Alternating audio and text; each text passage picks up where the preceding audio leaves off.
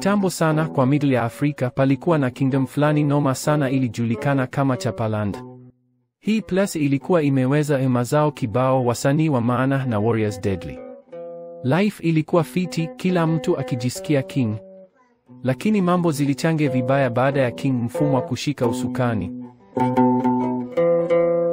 Mfumwa hakupaswa hata kuwa mfalme. Brother yake mkubwa, Prince Baroka, ndiye alikuwa heir, lakini jamaa alipotea kwa msitu kwa hunting trip ya ajabu. Buda yake, King Jabari the Wise, alikuwa msee wa mafom na strategy, lakini baada ya kuaga, wazee wa kingdom wakasema, lazima tuweke successorship, na hivyo Mfumwa akaingia kwa kiti cha utawala. Jamaa hakuwa serious. Ilikuwa noma. Siku ya coronation yake, watu walijua wanapata leader mpya wa maana, lakini jamaa alipiga mdomo. Serikali ni food. Tumbo mbele, mengine baadaye. Kuanzia leo, kila mtu lazima akule chapo daily. Watu walicheka wakidhani ni joke. Lakini msee hakuwa anacheza. Chapo kwa wote. Development hakuna. Mfumwa aliitisha royal decree, akaanza kuforce kila sekta ibadilishwe ili kila mtu apate chapo. Hospitali, madawa zikaisha, wakaanza kupatia wagonjwa chapo. Mashule, majamaa wakaacha kusoma, wakaanza kujifunza kupika chepu daily. Pesa ya kingdom yote iliingia kwa wheat importation. Mafundi waliokuwa wanajenga barabara walihamishiwa kwa kitchen za farmhouse kuroldo. Blacksmiths waliokuwa wanatengeneza silaha wakapewa kazi ya kutengeneza sinia za chapo. Mambo yazidi kuwa mbaya. Awali watu waliona poa.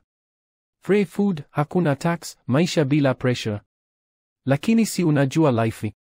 Reality ikawa kick.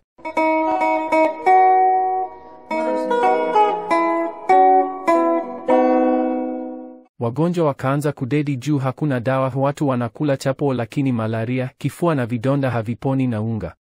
Njia za mtaa zikabomoka juu hakuna funds za repair, lakini kila kona kulikuwa na chapo kiosk.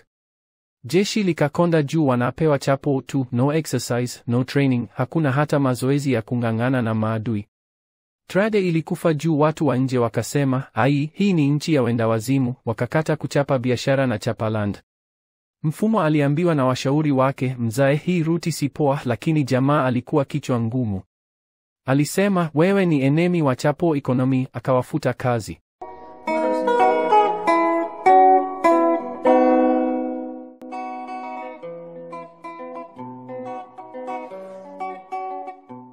Wasee wa kingdom wakaanza kuchoka. Saa hizo famine ankik, juu heat yote inatumika kupika chapo na hakuna planting. Ikabidi wajanja wa mtaa waanze kupanga rebellion.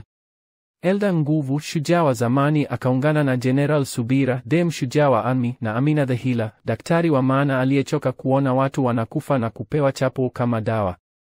Mission ilikuwa moja, toa Mfumwa kwa kiti. Siku moja Mfumwa alipanga Chepu Festival ya mwaka, akisema atatengeneza chapo kubwa kushinda zote kwa history ya dunia. Wasee wa resistance waliona hii ndio timu ya kuattack.